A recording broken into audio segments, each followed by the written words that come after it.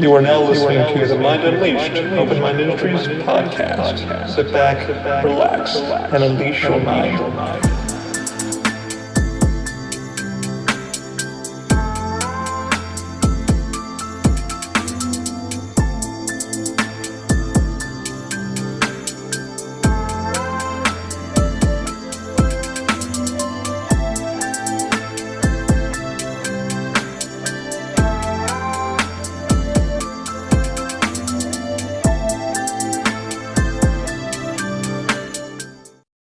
Hey guys, welcome to episode 97 of The Mind Unleashed. As we always do, let's give a few shout outs to our supporters from Lyft, the ride sharing app. Use the code TMUP for, I believe, like $5 off your first rides with Lyft.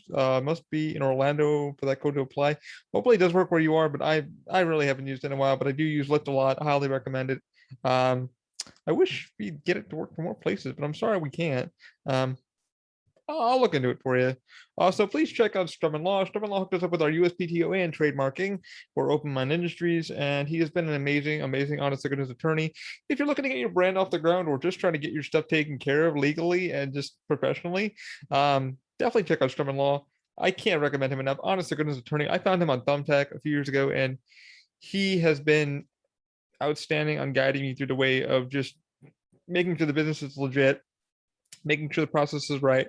Honest to goodness attorney, if you're looking for a good trademark attorney or somebody just to help you kind of get your brand moving in the right direction legally and professionally, please check him out. He is amazing. So strumandlaw.com, links will be down below in the description. I also want to give a shout out to 3D Scan to CAD. 3D Scan to CAD does 3D scanning for automotive and pretty much any project you can think of, from cosplay to stuff like that. Mostly automotive. What Pavel does, he does 3D scanning with the Appeal 3D scanner, and he is based here in Miami, Florida.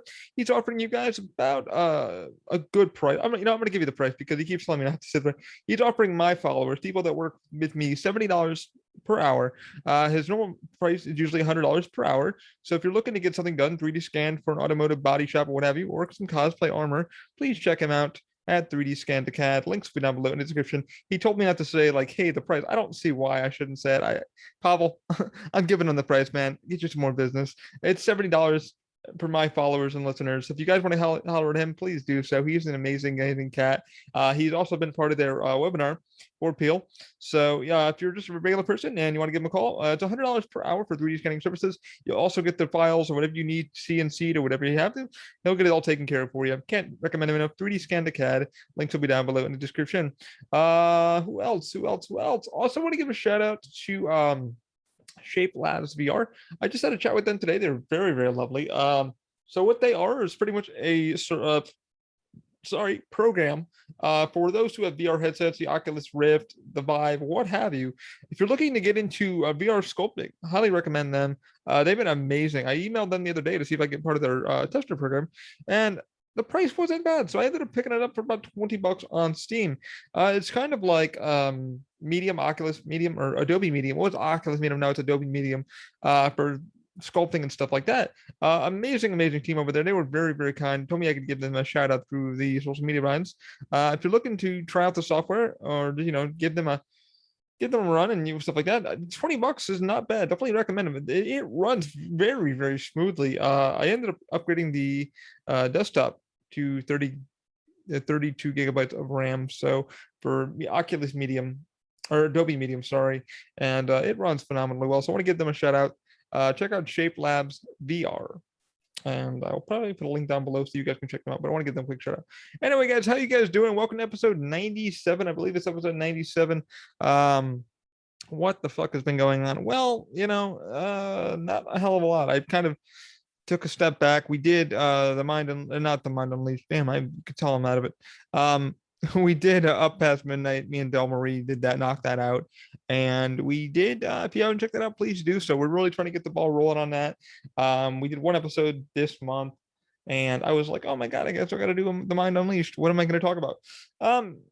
We just talked about stuff that we really love, and we've kind of getting down that rabbit hole and stuff like that. It's been fun to do a nerd out podcast with her, and really, I'm hoping you guys are enjoying that. So if you guys have caught the episodes prior to that, and you're like, what the hell is this about?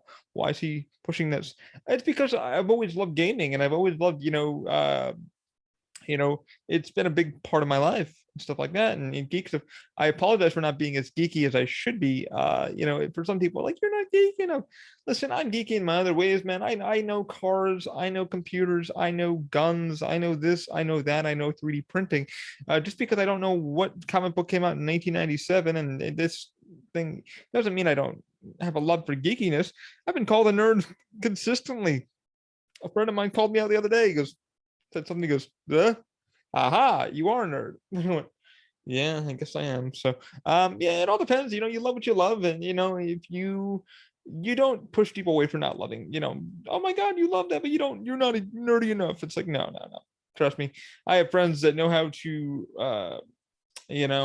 how to fix a computer, but don't know how to fix a car. Don't even know how to change their own oil. So, that's something I know how to do, and sadly they don't know how to do. So, to each his own, But I've had a blast doing it with her. We've had a blast, and looking forward to episode 5. I guess that one is going to be about Marvel and DC. So stick around for that one. I don't know when we're going to be recording it. I do need to do a lot of research.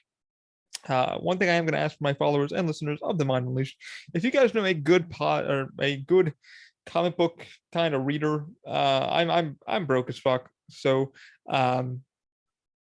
but if you guys know a good comic book reader where I can kind of sit down and maybe just read some X-Men, or maybe a YouTube channel that you recommend, or maybe it's a person out there that listens to this and goes, hey man, I have a perfect thing. You could follow my channel. I would be happy to follow your channel and listen to your stuff. I mean, I have no problem doing that. It's just very cost effective and stuff like that. Or if a monthly subscription fee that I can log into some comics, I'd be happy to pay for it, but I'm just not loaded. So I do need to watch Dark Phoenix.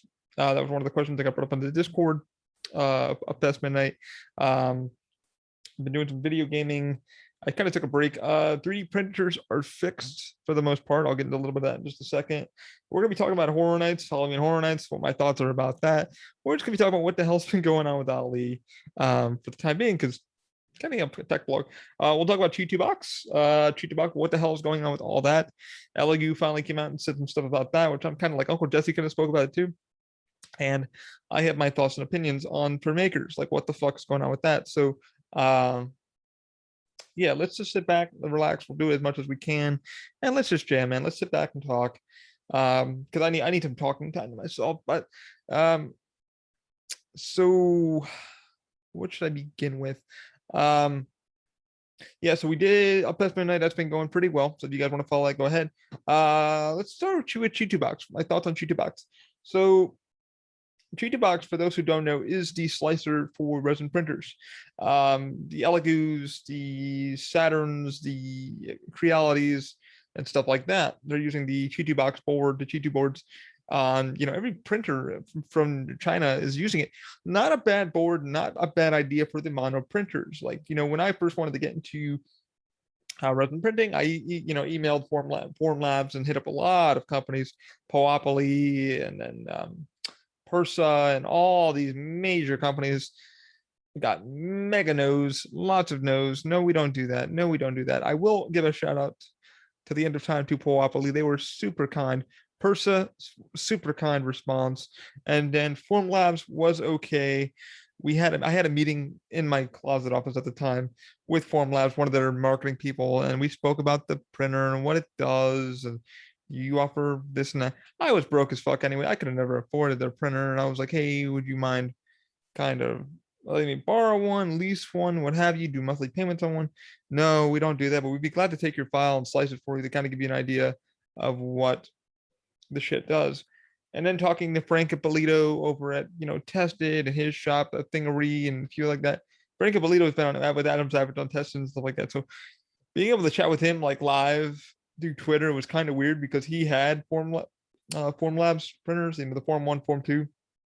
And I've talked to some other makers that work in the industry too on some big fucking films, and I've asked them some questions on the forums.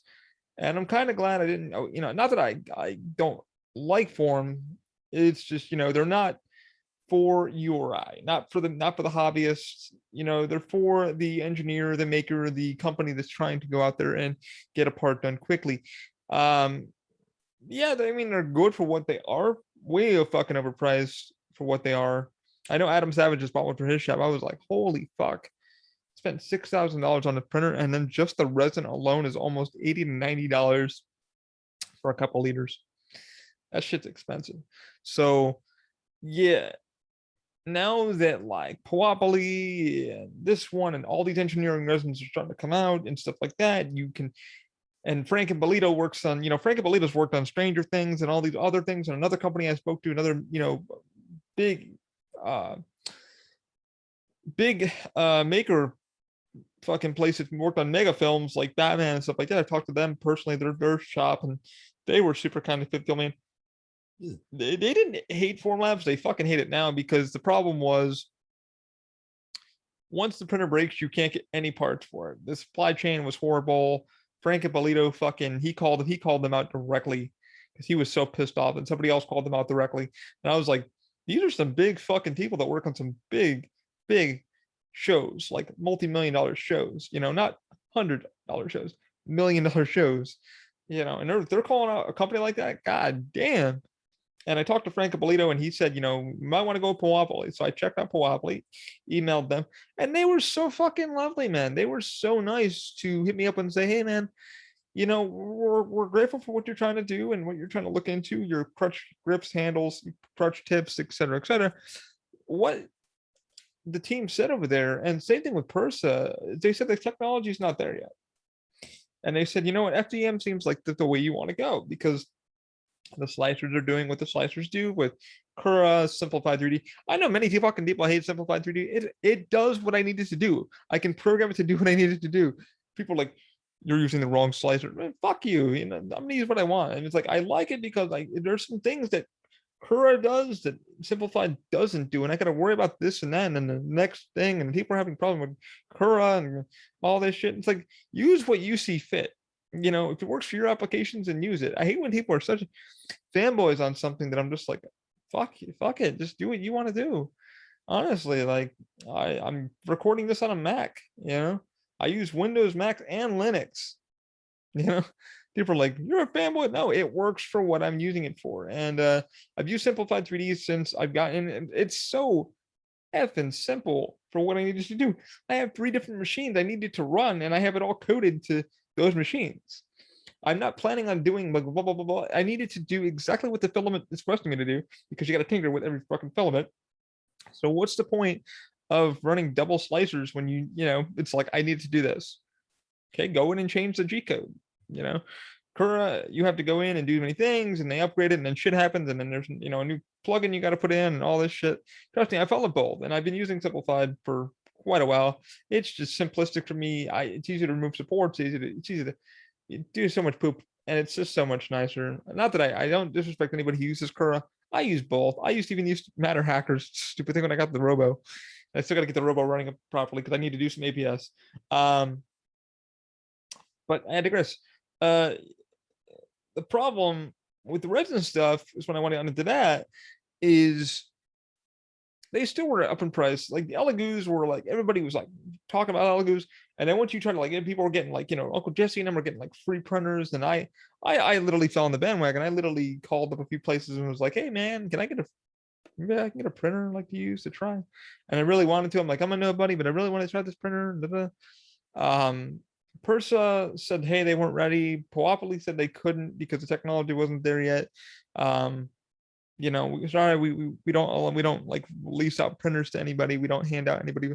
And I'm like, you just did to like so and so. They have your printer. Give it to somebody who really could use it and test it and really give you some honest feedback. I've had maybe 2 companies send me out some filament. Ninja Flex is one of them. They've been great. I paid them back tenfold. I bought like 7-8 rolls after I used the first shit. And Ninja Flex for TPU or TPE, my go-to. That's not even kissing their ass. That filament is just standardly beautifully done. It's just, the stuff on it is just beautiful. I love using their filament, their TPU, TPE. Still got to work on the crutch tips. Still got to work on the hand grip. Still got to design some stuff in solid, but I digress. I know I'm going back and forth, but this is just me rambling shit off my brain. So for those listening going, what the fuck? I'm sorry. But anyway, so once, the resin printers trying to get on a price, and I started looking into them, and the tax time came, and I owed some money to the credit card, but I still freaking owe money. And, life is what it is.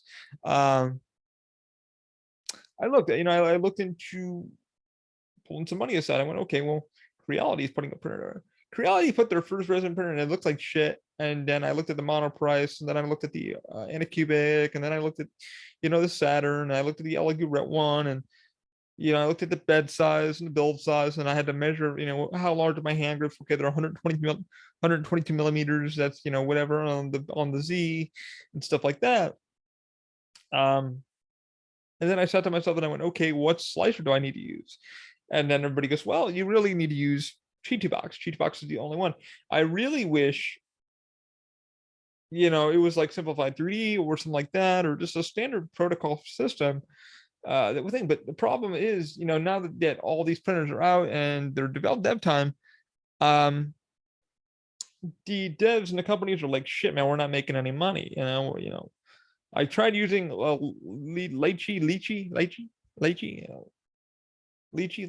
don't know, fucking lychee. I don't know.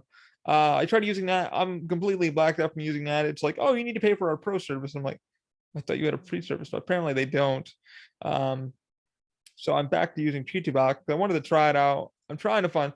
I don't mind paying for something if it's something I can use every day of the week or once a week, and it works for my needs. And I know some people out there can be like, dude, just fucking pay the licensing fee. Listen, dude, I'm broke. Like I'm working like fucking maybe 2 days a week. And I know a lot of makers out there like, fuck that. I'm not paying for SolidWorks, or I'm not paying for ZBrush, or I'm not. So kind of F off, because I know a lot of people, if you don't have to pay for something, you're not gonna pay for it. Let's be honest. It's costing you more material than it is thing. And it's another thing you're gonna add, especially if you're a hobbyist, you're not gonna spend that kind of money. I remember when Fusion 360 finally from Autodesk finally, hit up and said, hey man, we're not, we're going to start, making you only be able to slice. Now it's apparently for that one, for Fusion 360, for those who want to learn CAD and CAM and stuff like that, it's costing people more money. Now they're like, hey man, I got to pay $119 or $119 a week or a month for this program. It's like, welcome to industry standard. It's like, I found out about EAA, and EAA, I'm trying to download SolidWorks yesterday because I paid for my licensing fee for them, and apparently they give you a discount or whatever. I'm still trying to download the damn thing for SolidWorks because I want to learn SolidWorks. That way, when it comes time, I'm kind of familiar with it, and then I can go out and get a license with SolidWorks or whatever. But I'd rather learn the student stuff first so I can learn how the program works, stuff like that. But I'm all about like paying for stuff. Like if I can, I really wish companies were more lenient of like, hey, here's a base software, and if you want the extra shit, pay for it.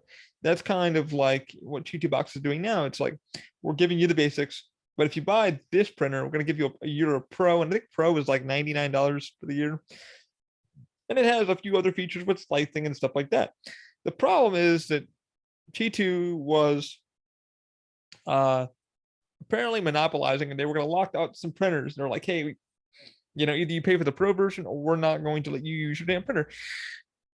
You're turning a $200 printer or $150 printer, whatever you get your printer for, your resin printer for, into a goddamn paperweight. Many makers, designers, people like that in the field don't need that. You don't hold somebody hostage. You pay for the equipment, you should be able to. I wish I was a programmer, because I would just make a fucking slicer for myself, make it work, and bada bing bada boom, there we go. Sadly, that's not cool. I mean, it is what it is. It's sad that you're really hurting the industry by doing that. Okay, we have a pro license. Here's what it offers more of. Here's the features we would love you to fucking play with, but we're gonna hold you hostage just so you get it. We're gonna lock out your printer completely. We're not gonna support it. We're not gonna let you use it at all.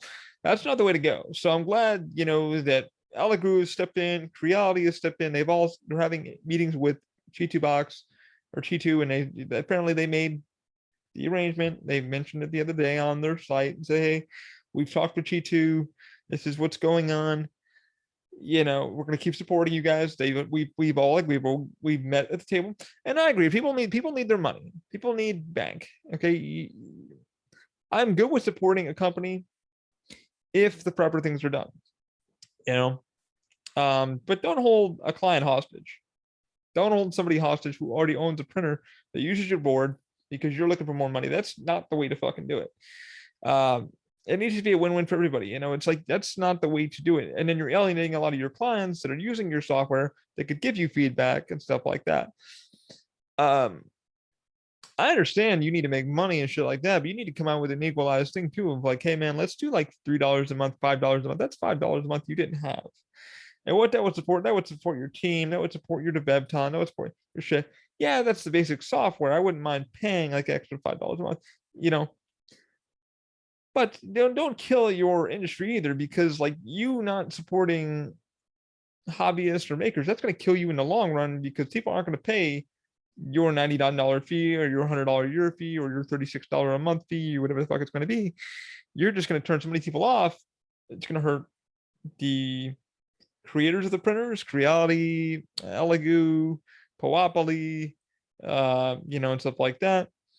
And then people are going over and they're using, Persa, because Persa's got their own resin printer, which I heard is pretty damn good. I could never afford it, so it is what it is there. But Persa's Persa, and they're great people too. I've had nothing but good conversations with them. If I could afford their printer, I would, but I can't. But that's not the way to go about it. I'm kind of glad everybody's kind of coming to an equal thing. And many makers, Uncle Jesse, Tom's Guides, he's come out and said, or Tom Solander, he's come out and said the same thing. You're hurting the fucking industry by doing this. Hurting the maker, you're hurting the person, you're hurting your brand, number one. That's something you should not do.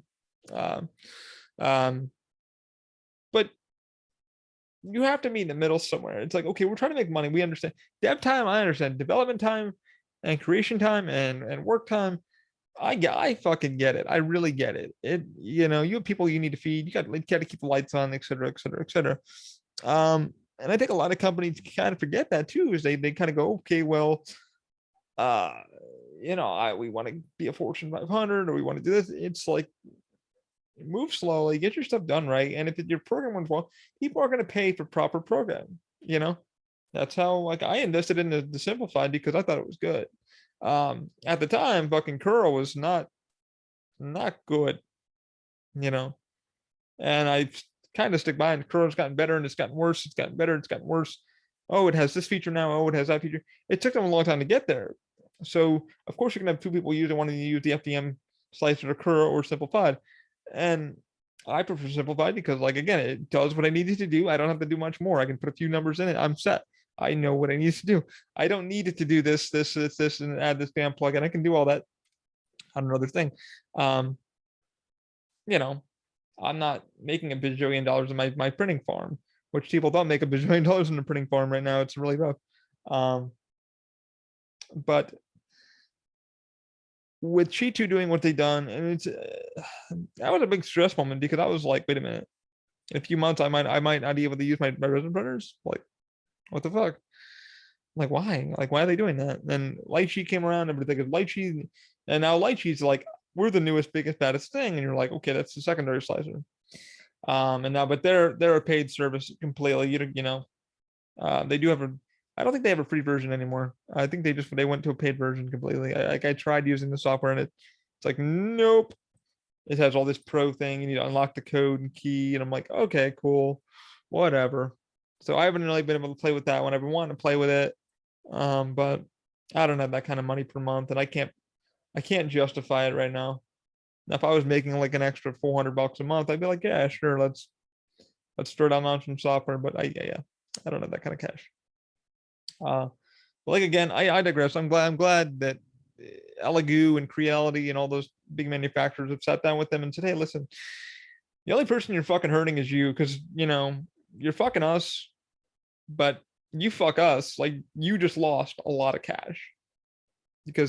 But I think that's like what they're sitting at, like, we hold all the cards. You do hold all the cards, but remember, man, like, you got indie developers who will make a slicer in 5 minutes, which I think might happen. It's either you fucking know how to work with us, or they're gonna go to Lightsheet. And so that's been the biggest thing right now, is because Lightsheet is now taking over for Cheat2. Kind of people are like really switching over and liking that feature and liking that paid feature of all the stuff that they have. I have yet to use it, like I said, because I just don't have that money to pay for the monthly fee or yearly fee. I don't forget how much it actually runs. Let me look that up real quick. Let's see how much it actually costs. Now that I get to sit here and chat with you guys. Let's see what it actually runs. Lychee. Oh, let's go to lychee. Slicer.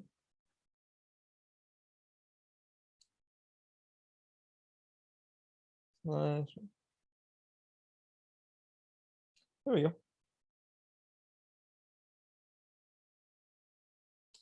Okay, so they got it for Linux, they got it for all the versions. What is the price? What is the price? Come on. Okay, so get a modern versatile slicer, your favorite resin printers. Try the Pro version completely free for 30 days. Okay, Pro version. Save 40% on a yearly subscription or 33% on a monthly license. Okay, but how much is it? Okay, it's in euros. We're gonna have to ask the phone this. Computer. How much is 29.99 euros? 2,999 euros is 3,530. That's not the right thing I asked.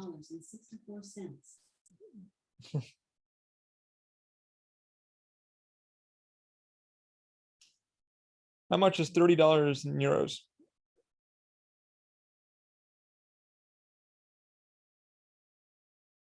So,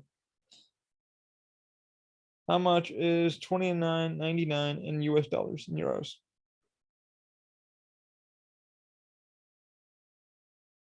Okay, well, you guys get it. So basically, it's a free version, all printers, magic button. So there is a free version. Oh, here it goes. Like everybody, like, you idiot. Okay, so apparently it's $2.50 a month. It's not too bad. This is for the Pro version. Lychee Slicer 3 Pro, and it's $4 a month. You get all the things, get 3D hollowing. So for the $2.50 version, all function of free edition, no advertising before slicing. Multiple options for supports, 3D hollowing, rafting, pixel, perfect pixel.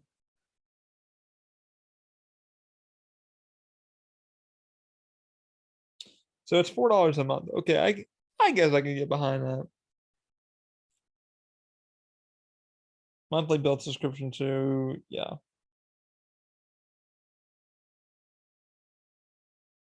Okay, so the pricing is actually better. Pricing is actually better. I think it's like $30 a month.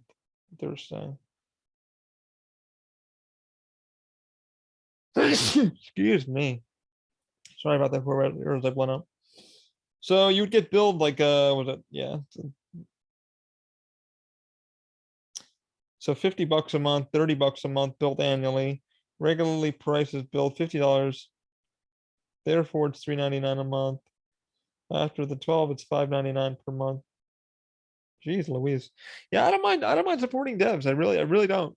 If you can make your slicer or your program affordable to where you're not breaking the fucking bank of somebody and going, listen, man, we're gonna lock you into a 12-month contract or a 3-month contract, and you can't break that. And most people, like, at the same time, it's like, you know, with the podcast, it's costing me $15 a month for storage for 250 megabytes, which isn't bad. Because I have a friend that wants to get in podcasting, and I told him all about that. You know, and people will switch over to freaking Lychee, because if you're gonna fuck makers, you know, that's money that, you know, that you're losing out on. So I know Cheetah Box Pro. I don't know how much that is per month or per year. I won't check that out though. I don't really care. because I've had to downgrade my version and stuff like that to use my printers. I don't know though. Like I don't know.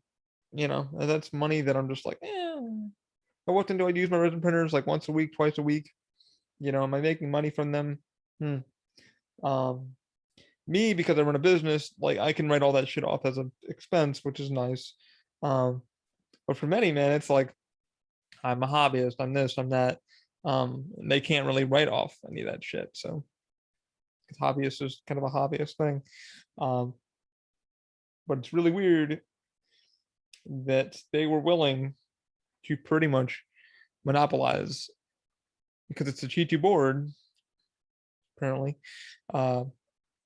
Which is weird because like it's like I can't believe a company, they own the board that almost every printer uses, every mono LED screen or mono printer uses now. They own the board to that, which is a lot of money there too. So they got to be making a little bit something there. But then it's like, oh, we have that. We'll use our slicer as a bargaining chip to make people pay more money. Again, if you're gonna do that, make your shit run correctly, make it affordable, and give people features that they really could use.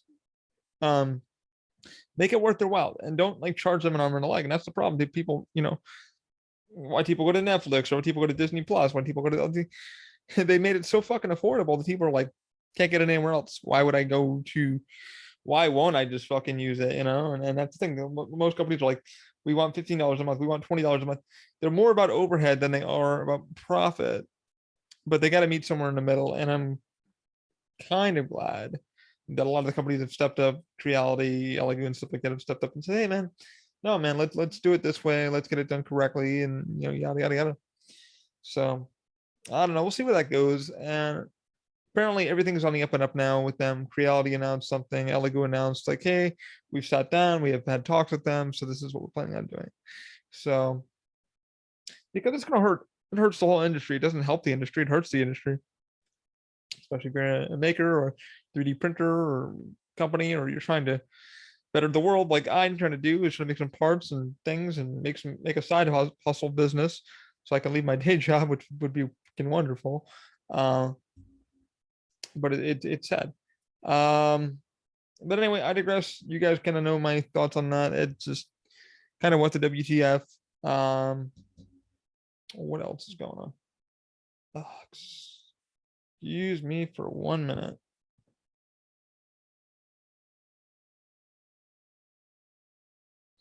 All right, I am back. Got a quick phone call.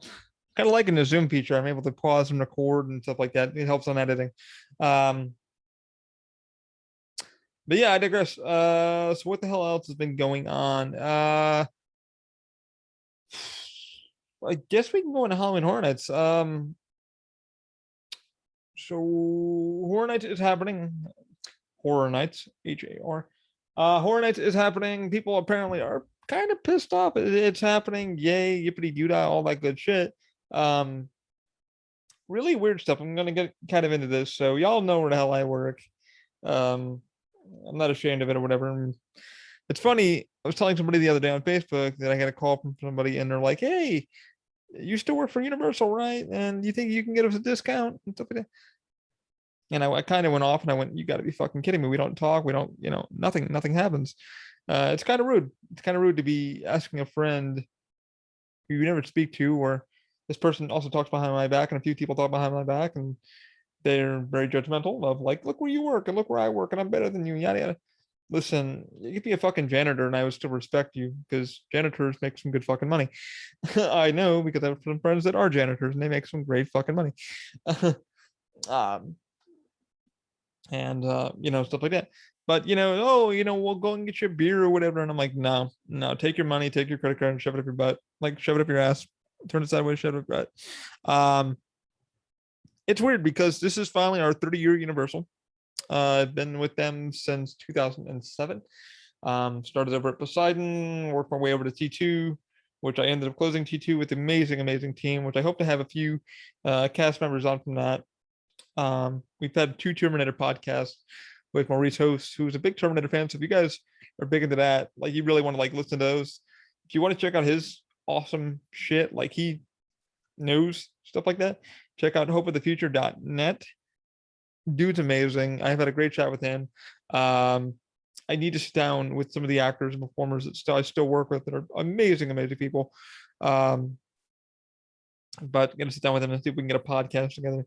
Everybody's just they're all working on different things, different jobs, so it's like, but it's weird. I got an email this morning from some friends, just Twitter from the Universal thing, and people threatening to fucking boycott because the thing with HHN is we had to stop it last year. I've worked it for quite a few years. I worked it in 2009, 2010, 2011, on and off. And then I forget what my last year. I think I did it like 2009, 2010, 2011, 2013.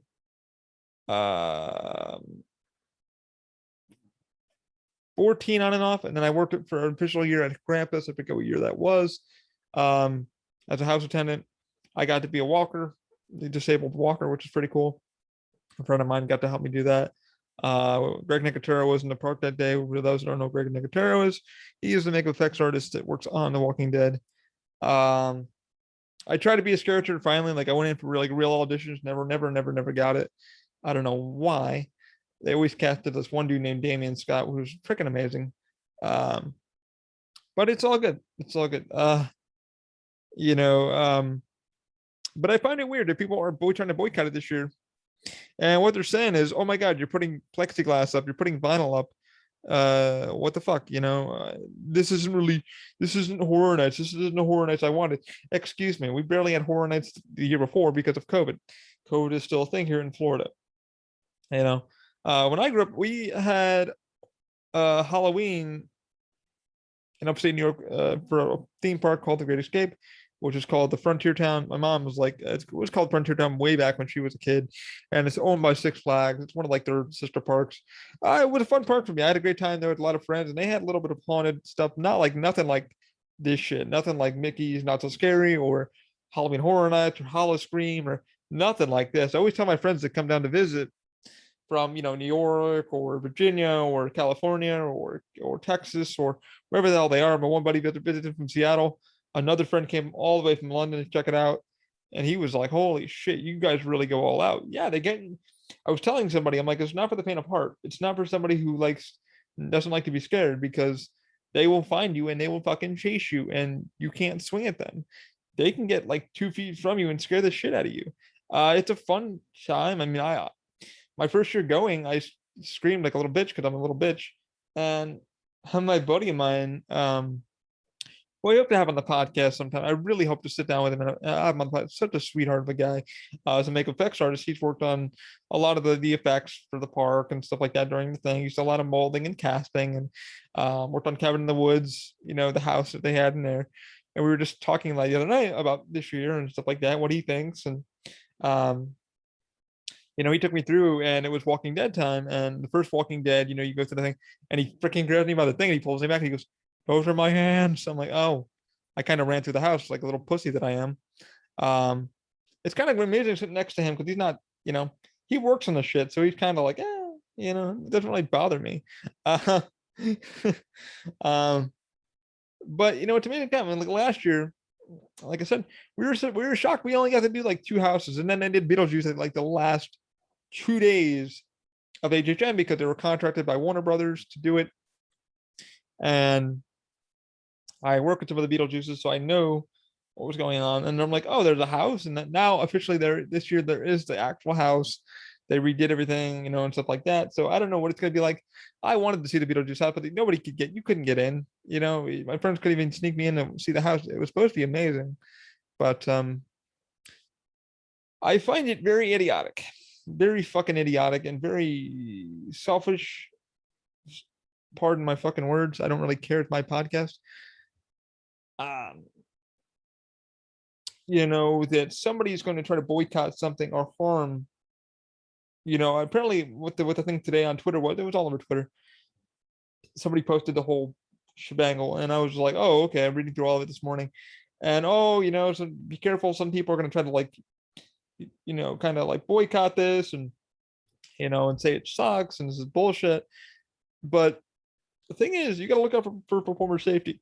I've got so many friends this year doing it again as scare actors, and a lot of friends on fire team. Which fire team, what it is a crew that goes in case somebody calls in. You step into their zone and you do the job. Not sure what the hell is going to happen with them. Don't know. Many of them don't know what they're going to be. Every year, you know, you go in for week one and you can be like the most fit, trained person, etc. You know, your legs are good, your arms are good, you've been eating healthy, you've been eating on a good diet, you've been sleeping well. Week one kicks the shit out of you as a character, as an attendant, because you're standing there for fucking 8 hours out of your night and your legs are on fire, your quads are gonna fucking explode. I remember one night I was working at Krampus my first night, and I was trapped in the house because you're like supposed to watch things for people move through, and it's all team members, man. So they didn't really know where they wanted us to stand. They were doing like kind of a mock-up, and we were like in the house doing our thing. And my quads felt like they were gonna explode. My hamstrings behind my legs were so under over tension. I was locked up against the wall. I couldn't move. I had to stand in this one spot, like a British soldier that that watches the gate and just stands there and makes no face. I had to stand there, and production came rolling in with the camera, and they're taking they're taking promo video and stuff like that. You're not in the shot or whatever. And one of the techs comes walking through and he goes, "You all right?" I said, "I can't even move, dude. My legs locked up that night." And he goes, "You need me to do anything?" I said, "Give me a shoulder." And he gave me a shoulder, and I had to like get my legs fucking in motion because my legs were so locked up. I mean, that run, I was beat to shit. I think we had like 4 or 5 people. My buddy ended up breaking his Achilles tendon. He had to go. He had to leave mid run, so he was out. A couple characters that I know, they were gone because the masks were hurting their face, their neck. One of my friends was doing this character, and I had to watch him. He ended up getting almost a fucking fucked up disc because the mask was too heavy on his shoulders, and it was causing him so much pain and stuff like that. People don't realize the shit that they go through to keep it running for you. So this year is kind of idiotic. People are putting down like, "Hey, we're gonna fucking boycott this because they're putting up safety things." It's not horror nights enough because they're putting up plexiglass or they're putting up vinyl, to block spread of COVID, spit or what have you, to protect you. Hate to fucking tell you, but COVID's still a thing here in Florida. The numbers are still high. I got a buddy of mine he's an triage nurse over at Dr. Phillips Hospital, and the hospitals have not gone down past 50. They've been at, from what he's told me, about 90% to 98% capacity. Some days are good, some days are bad. Literally, he's been working for Universal for about 6 years. And he ended up calling me a few nights ago, asking for some advice because I've been with the company for now for 14 years. And he goes, "Hey man, like question for you." He goes, "Been with the company for 6 years. Points are getting low. I've had to call in because I've been I'm on call. They need all the hands on deck in the hospital." So he's been having to do triage and checking on people, and people are coming in bleeding and shit like that. And it's more COVID. Is there anybody what the hell should I tell them? What should I say? And I said, honestly, brother, call your boss, talk to them. They can't fire you. You're a frontline worker, dude. Like, this is something that you weren't expecting to do because whatever. But dude, you weren't planning to do whatever. So apparently that's all been worked out. They're taking care of him, and I'm glad that Universal's kind of like, "Okay, man, we understand what you're doing," and stuff like that. But even it's so sad that a week ago he asked me a favor.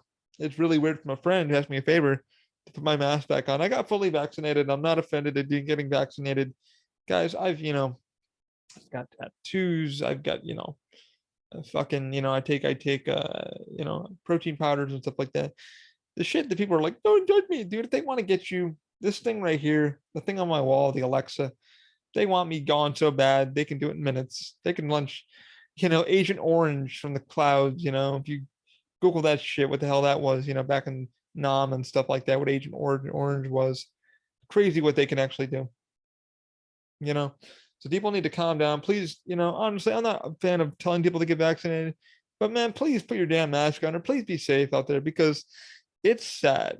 Like I said, again, that a friend had to tell me to put my damn mask on. He's so tired of it. He's so exhausted. I have friends that are nurses and stuff like that. And I'm like, so what happens when they walk into the hospital? And he goes, bro, if they have COVID, we got to put them over here, and if it's an urgent medical thing, a heart attack, a stroke, etc., they got to go in here. He goes, it's horrendous. It's disgusting. It's horrendous. And he goes, a lot of the people that coming in, about 70% are not vaccinated. And I went, Jesus. So what's stopping people? He goes, I don't know. But, it's sad when I have my sister-in-law sending me a photo of, and a friend sending me a photo of the fucking meat truck, the meat packing truck, where meat goes and there's bodies in it. It's full of fucking bodies. And I know I shouldn't be telling you guys this. I know I'm not supposed to be preachy or whatever, but it's sad, it's really sad. People are just being selfish, arrogant. Yeah, it's your body, it's your right, all that bullshit. But this shit isn't going away. It's so sad. Like I said, it's translating into horror nights. People are pissed off that, oh my God, they're putting a police plexiglass. But yeah, because some of you aren't vaccinated. We don't need to spread more of the fucking thing. I guarantee, we're not done. And I know we're not done. I find it selfish. Some of my friends were even saying the same thing. Like, I don't want to get vaccinated. I said, that's your choice. I think it's a stupid choice, but it's your choice. And they go, well, why'd you get vaccinated? I said, because I thought it was the right thing to do for myself. Person next to me, I don't want to keep wearing a fucking mask. I wear respirators and everything else. I go into a body shop, I wear a fucking full body respirator on with a suction tube and all that shit. You don't fucking see a guy in a body shop fucking doing paint, fucking not wearing a mask, But it's to be safer on everybody else. I do it. I wear my mask because not only would I promised my friend I would put it back on, which I have, the numbers are getting out of number. I now know 8 people who fucking died from the COVID shit, and everybody's like, oh, it could have been the other thing. COVID was the fucking acceleration of it. It's sad. I get the phone call and it's like, so and so died. And I felt so fucking bad. My mother has lupus, so I'm trying to be safe around her. She's been on vacation in New York for the past 2-3 weeks. But I've been trying to be very supportive of people. But to have a friend, who's been working his ass off trying to help people and save people, you take a fucking nurse's oath. You got to do your thing, whether you like to do it or not, you do your thing. And I have so many friends who are like, oh my God, I don't want to get vaccinated because of this and the government, they can't do anything. Like, you do you. And again, you guys do you, you want to go run into a wall at 100 miles an hour and see if you survive, go ahead. I'm not going to stop you, but don't be selfish to somebody else. That's just wrong. And there is no such thing as fucking building up an immunity to some things, because this was built in a fucking lab. And that's one thing I always tell people. I'm like, this was not from a fucking bat. This was not from fucking this. This was a fucking man-made virus that got let out, and we don't know what the fuck it's gonna do. That's one thing I will agree on. I don't care who the fuck hears it, and I don't really care. That's one thing I can definitely. I would attest to. This is a man-made fucking virus, something we've never seen in history. And I never thought I'd be living through a fucking pandemic, but here I am. But just knowing all the friends that have people who have been hurt by it, killed by it, or harmed by it anyway. Another friend, she's now recovering with her kids from it. She got the vaccine. It's doing better. The kids couldn't get the vaccine because they were a little too young. The one kid did get it, doing a little better. Didn't really get the full effects. And like I said, people are like, the vaccine, guys, it's not going to protect you from everything. It's going to help you not to die, and your fucking throat not to close. You're choking on your own fucking fluids and have people die. That's why they go into a fucking, they get their ventilation tube put in. Not that we would know. I spent enough time printing that fucking thing for parts, for shit, and giving face shields to firefighters and police officers and all that other shit. So yeah, about that. So I do know a few friends that re-caught COVID, and luckily the vaccine did help them. I mean, they caught it pretty good, but the vaccine prevented them from fucking getting it worse. It doesn't cure it. It doesn't stop you from getting it. It just prevents you from fucking hopefully dying. And for a few friends that have caught it again and are still here, congratulations. It did what it needed to do. Do I hope it fucking goes away? I do, but my horrible fear is this won't be over until 2023, 2024. You know, the way we're going. But like I said, this all translates back into Horror Nights. You know, it's just this thing of people going, "Oh my god, they're putting up fucking plexiglass and this and that. I won't go to this event because blah blah blah blah blah." It's like, no, dude. They're doing it because the spread is still real. We're now on variant 2. There's probably gonna be a variant 3, 4, 5, 6, depending on what people are doing. Yes, the vaccine, and then it learns to fucking. It's like a flu, you know. It learns, it develops, it grows. You know, I don't even know how flu season is gonna be this year, but you know, I'm hoping this run is smooth for a lot of friends. I feel so scared for them because, yeah, you're gonna be behind a piece of vinyl, which is gonna stop the spread of whatever. And then some go, well, it's not good enough for me. I want this character to be near me. It's like characters are gonna be right next to you. The sad part is, you know, we have to do it safely. And I don't understand people, like I said, I don't understand people going, well, I'm not going this year because it doesn't seem like a Horror Nights to me. It's like, it's still a Horror Nights. The fact that they're taking precautions for you to enjoy it safely is a plus on them. You know, they want to keep the characters safe. They want to keep you safe so you can come back for another night. Keeping you safe makes you spend more goddamn money. So the more you come back, the more you spend money on our beer and our food and our merchandise, the more money we make. So keeping our performers safe and stuff like that makes us more money. And that's the way that they're thinking. Because this is probably going to run until probably November. I guarantee it's probably going to run until November or whatever, because that's what Horror Nights does. You know, oh, we did so well. I guarantee it's going to run until November or something. Like it's going to run all the way until, see, October, November, December. Yeah, probably going to run almost all the way till Thanksgiving. I guarantee it. I know how Universal is because they tried that shit with Mardi Gras. Mardi Gras ran all the way almost to summer, and you're like, God damn, finish up Mardi Gras. Yeah. So it's called Make That Money. You know, they were selling food and stuff like that, but I find it very hard that, you know, like I said, people are just being very anal about it, like, oh, well, they're putting up safety barricades. That isn't my cup of tea, and this isn't Horror Nights. And a lot of my friends are going, you know what? Fuck it. I'll still go. I'm looking forward to this house. I'm looking forward to Bride. I'm looking forward to this Beetlejuice house. I'm looking forward to the food. I'm looking forward to the merchandise. You know, and that's great. Like I said, I think it's idiocracy that people are like, let's sabotage it because it's not what we want. It's like, what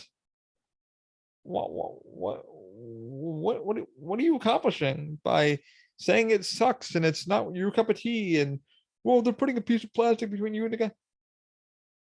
You know, it's a fucking fake house, right? And people are wearing masks and shit, and it's pretend, but you know, we're in a fucking pandemic and we're still doing it. What the fuck?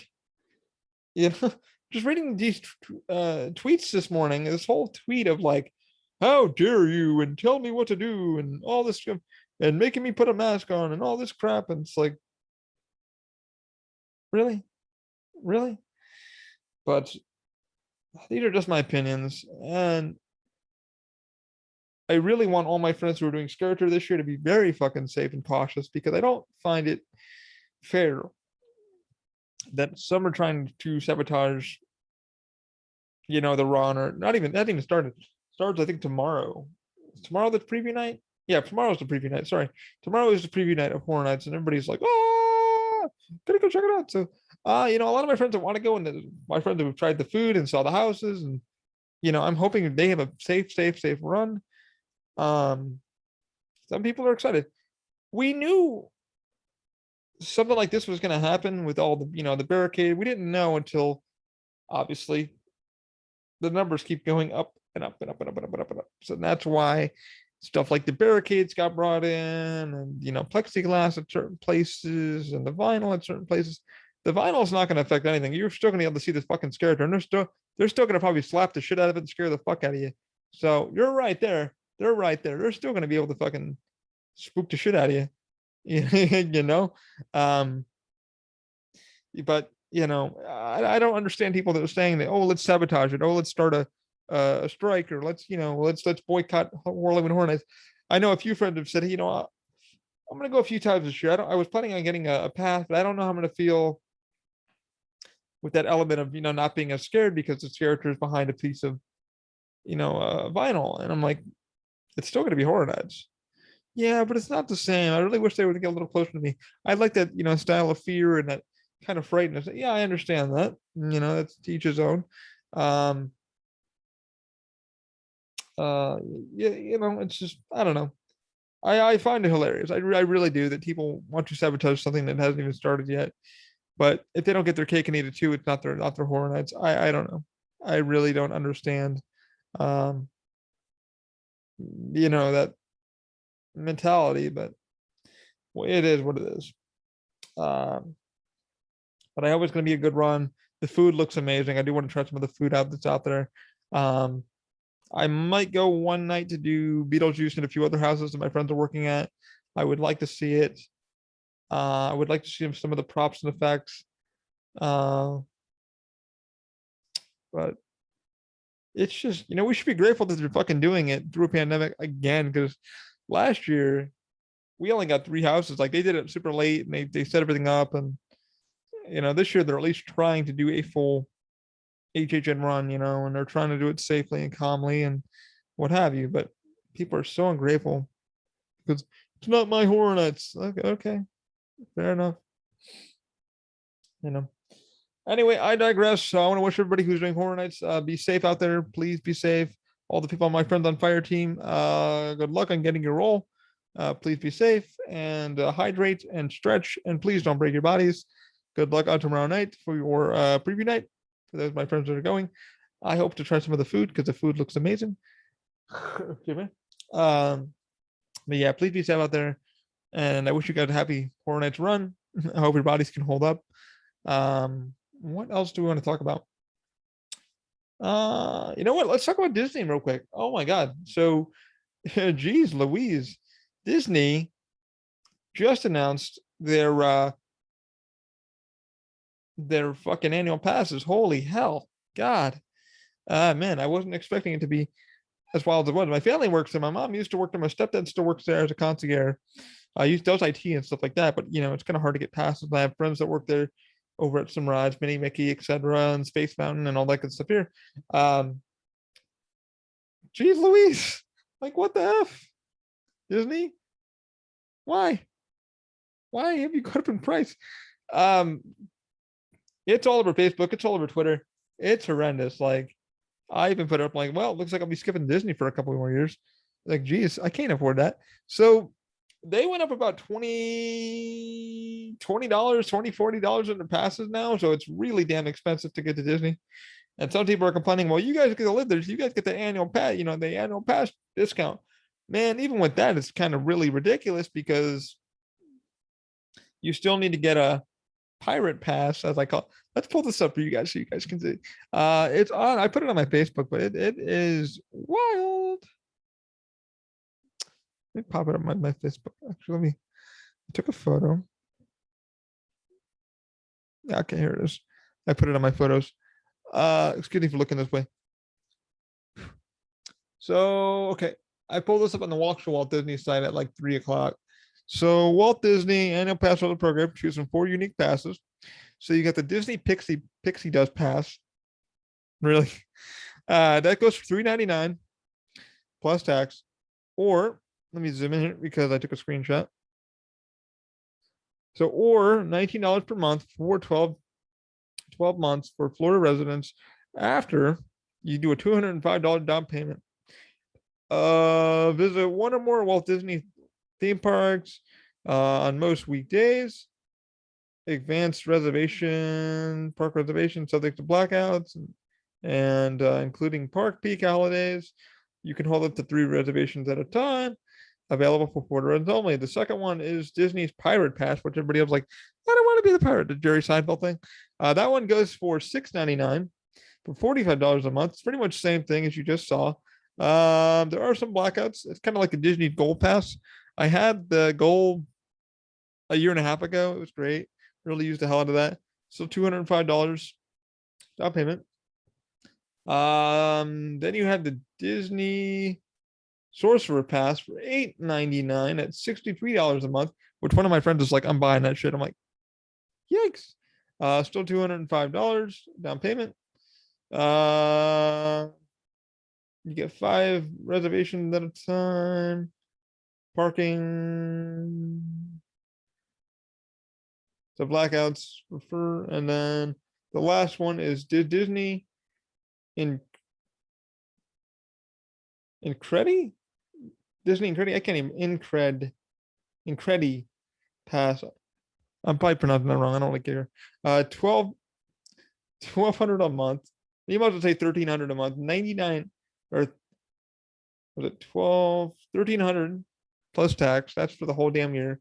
$99 a month for 12 months. Still $205 down. Yeah, there better not be any blackouts on this motherfucker. There's not. Yikes.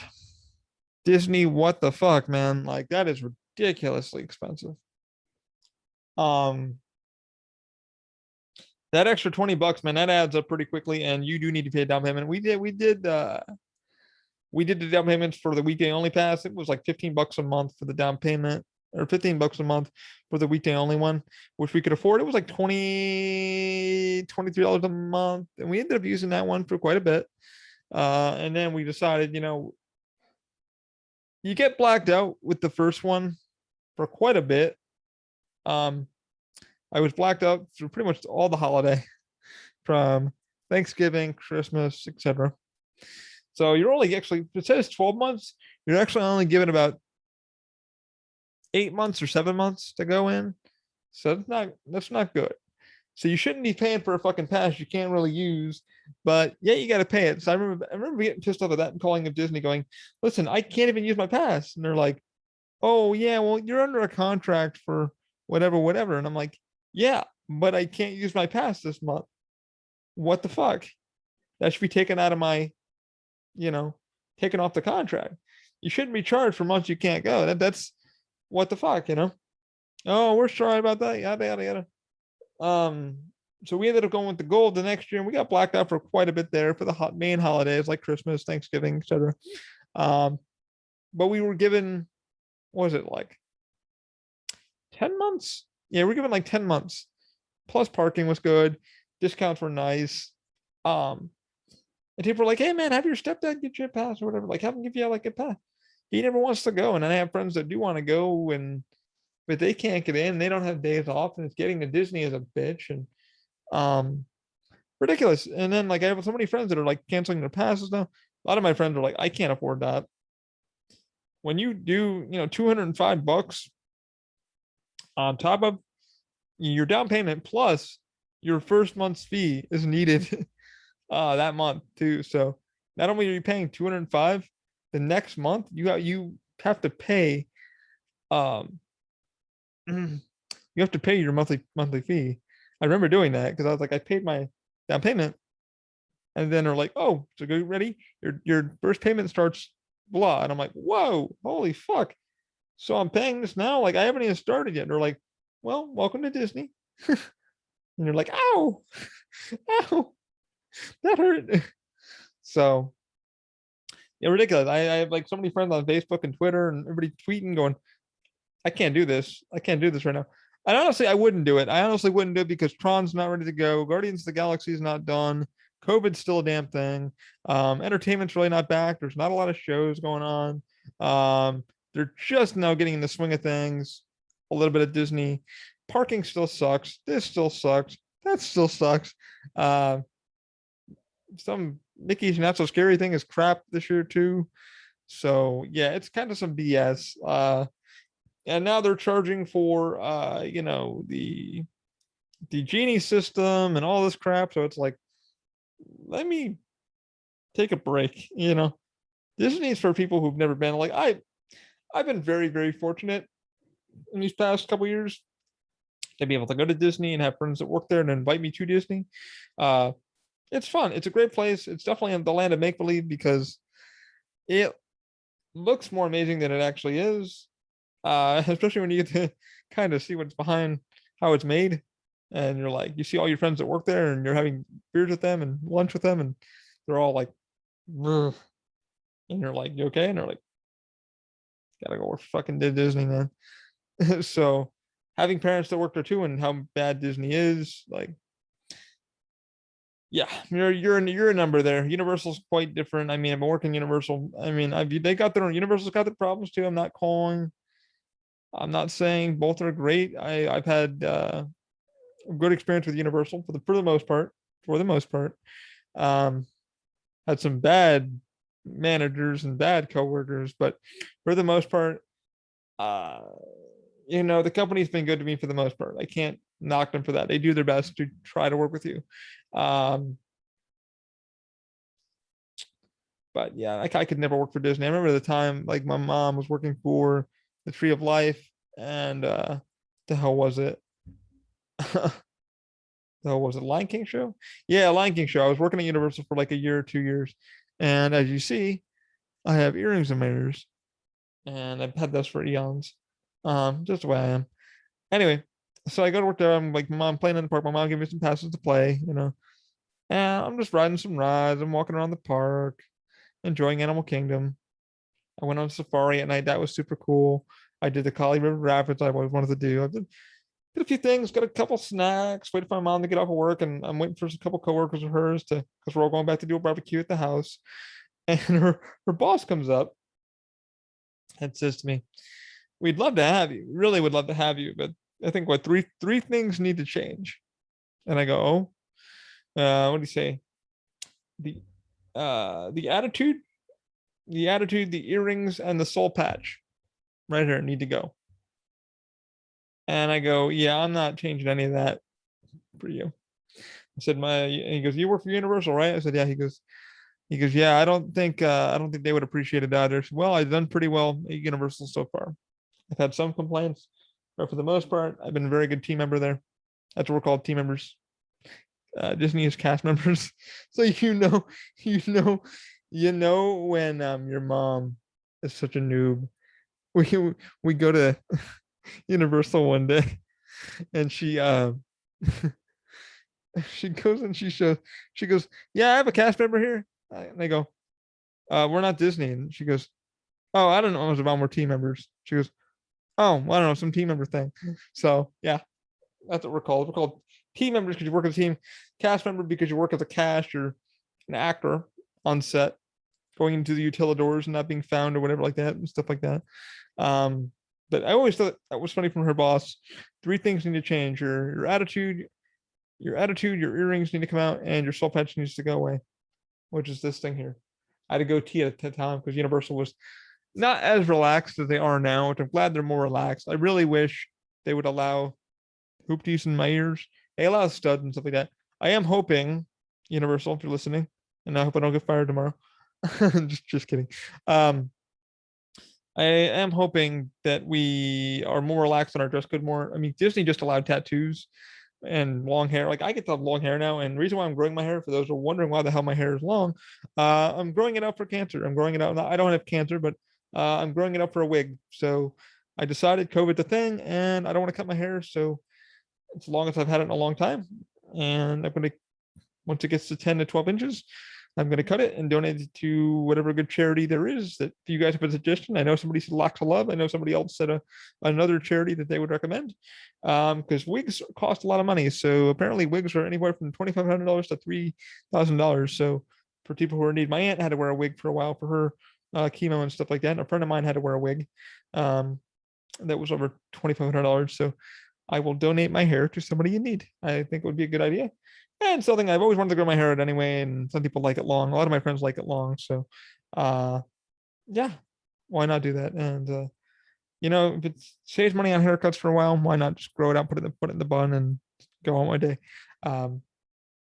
But yeah, Disney finally, their dress code is finally relaxed. They're allowing earrings in men. They're allowing, full beards and soul patches and stuff like that.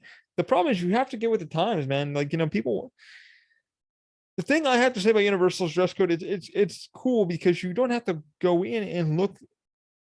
You have to look presentable, but you also need to be comfortable in your skin to where you can push out something to a person to make them feel happy and genuine that you're there.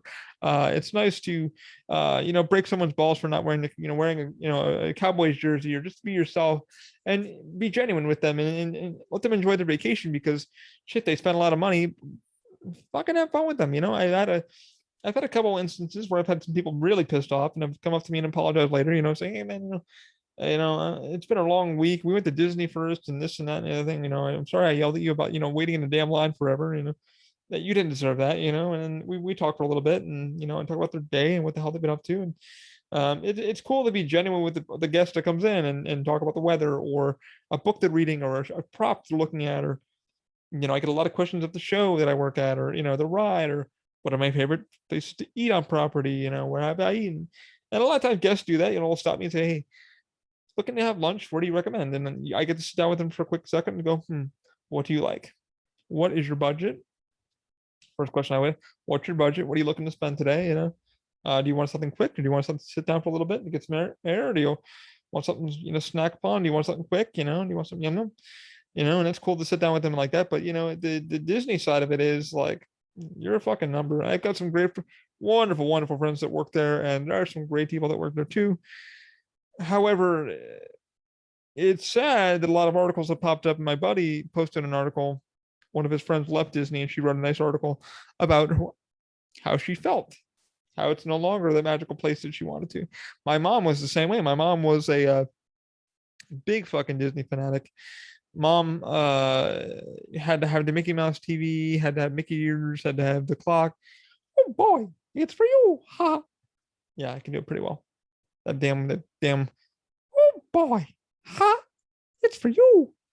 I wonder who it could be. Ha. I'm not doing it very well right now, but you guys could do thing. The fucking phone would do that. And then my mom started working for Disney. I don't know why I don't know why I applied for. No, I know why I applied for Universal. My aunt told me to apply because her cousin worked there, and that's why I applied for Universal. Long story with that, but probably one of the best decisions I made in Florida. I don't regret working for a theme park. I really don't. It's like people say, like, "Oh, do you wish you worked for this company or that company?" Yeah, at this time, I kind of do. I wish it was more. The hours are better at this current moment, but right now it's COVID. And it's really rough to get hours, so I'm probably gonna be looking for a second job. But I don't regret my time there. I don't regret. Many friends have left, many friends have come back, but I always tell people, I'm like, it's not. You miss the coworkers, you don't miss the job, and it's kind of sad to say that, but this year has been very hectic on many fucking coworkers from Disney and Universal and SeaWorld and Busch Gardens and a lot of our major theme parks. And it kills your mentality. You want to enjoy it, you want to love it, you really want to bring that experience to a lot of guests, but people come from all over the world, and they always ask me that question of, what's it like? How do you compare your job to any other job in the world? I can't. I really can't. I mean, it's you walk in, it's a land of I'll be honest, it's a land of make believe. So you walk in, I can't tell you how to get into where I can't give you the secrets, but I mean, I can't tell you the security stuff of where we go, but I can tell you like the procedure and how you get in. What your day starts like. So you get up, do your shift. Same thing for Disney. You can either do a take-home wardrobe, which is, your wardrobe where you work. Most people do it because they like to wash their clothes. I don't do it because you get paid for Universal, you get paid to get dressed. Apparently Disney, they do the same. You have to go to the wardrobe building and get your shit and make sure everything fits. And sometimes it doesn't fit. Sometimes buttons are missing. You got to mark all that shit into the wardrobe and tell them like, hey, this is missing, or my hat doesn't fit properly, so I have to get another size hat or whatever. Once you figure out your shit that you're gonna be wearing for a long time, you do your thing, but you pretty much have to go through security check.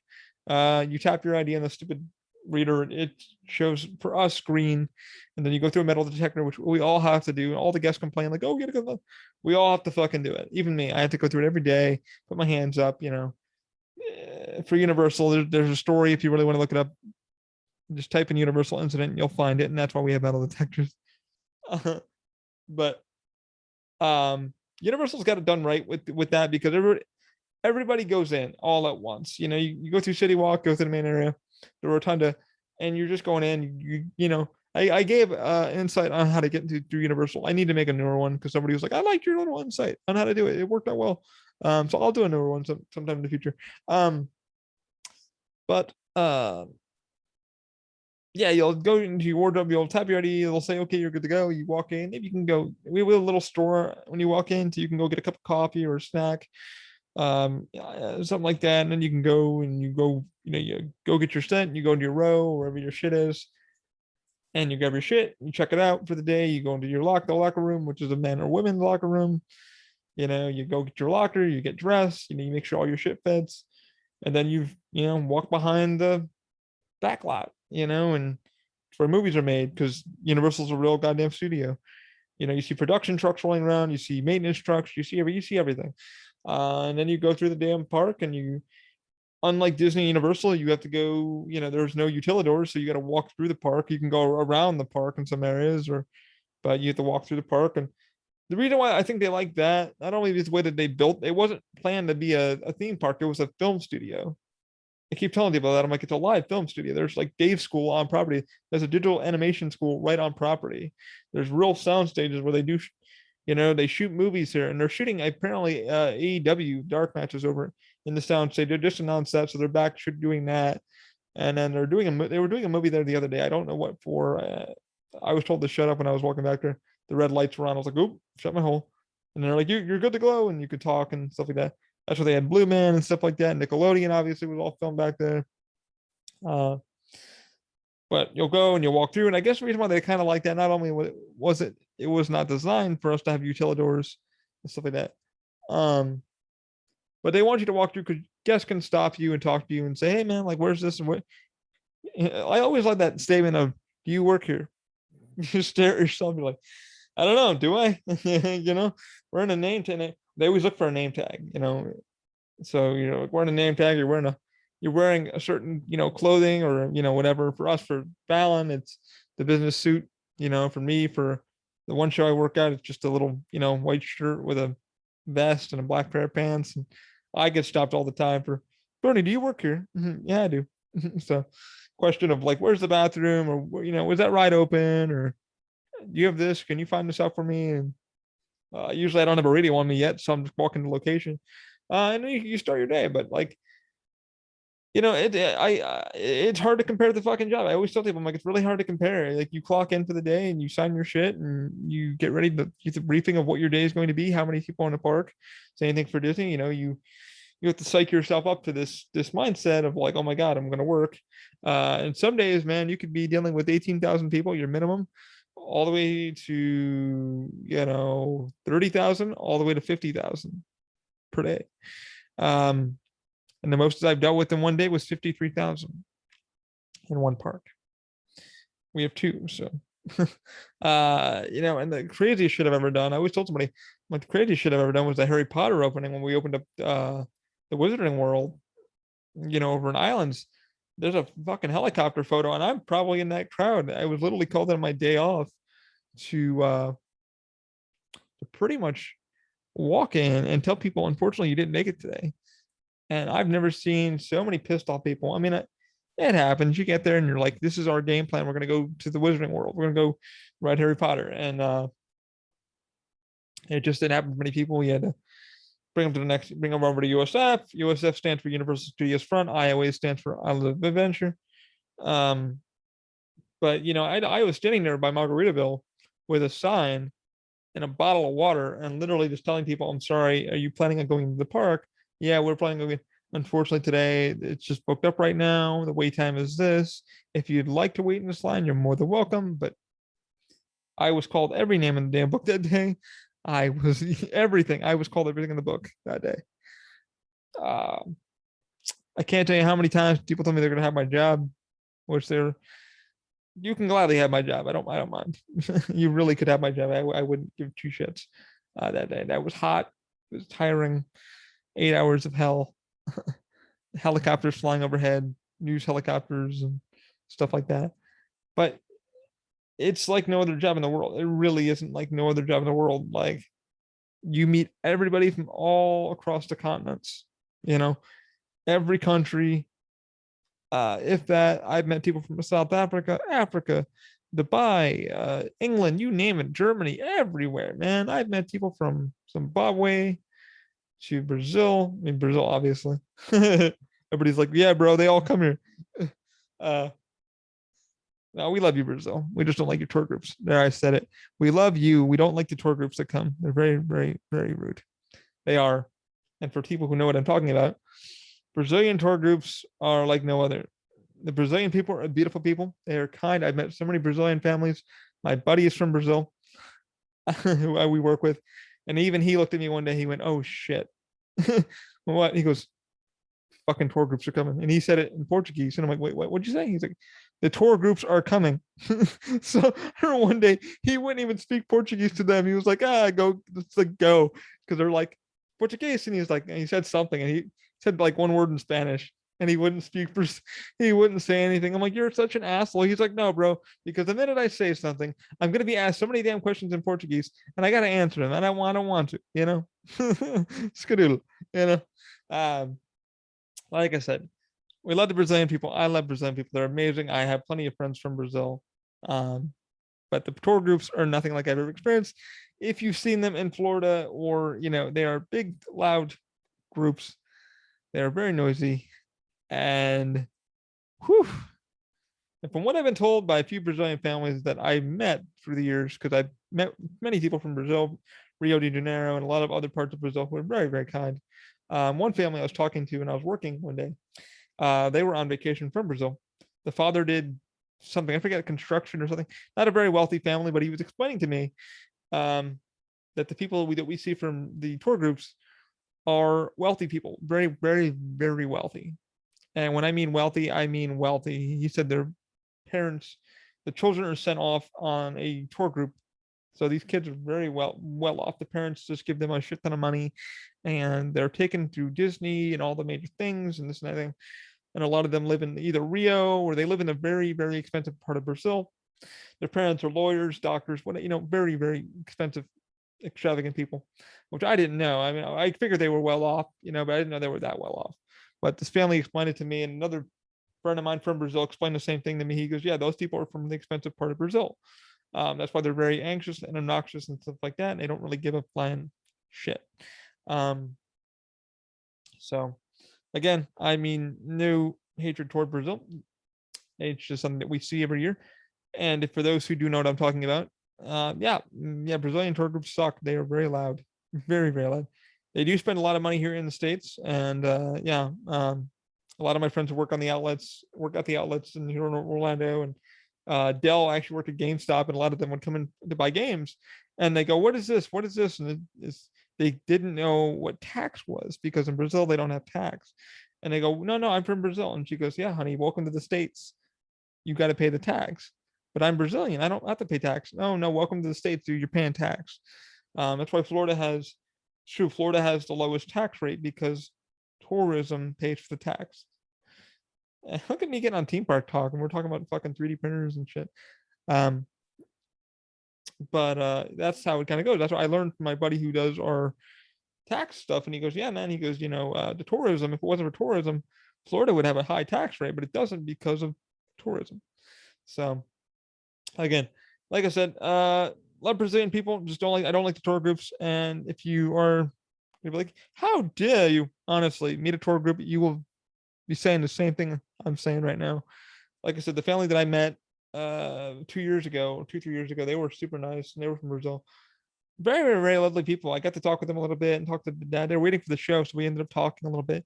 And even he gave a disgusting look. He goes, horrible. And I went, "What do you mean horrible?" Like, he's like, "We're from Brazil," and he goes, "Yeah, those people are they're rich. We're okay. We he was telling me what he did. I forget if it was construction or something that he did.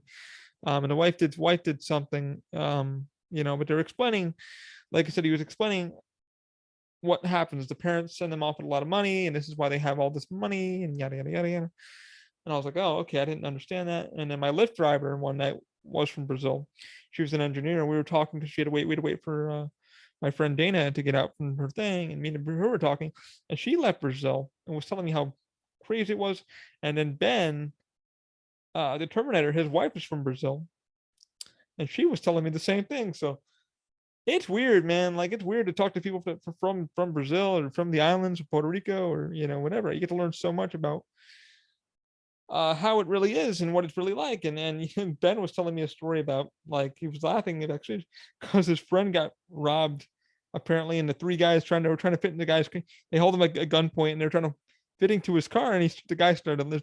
His friends started laughing because they're trying to fit in this, four-door car with a car seat. There's like five of them, and they're all trying to squeeze in and sit on the car seat, and they steal the car and they do what they got to do. Brazil's wild, but again, no hatred toward Brazil.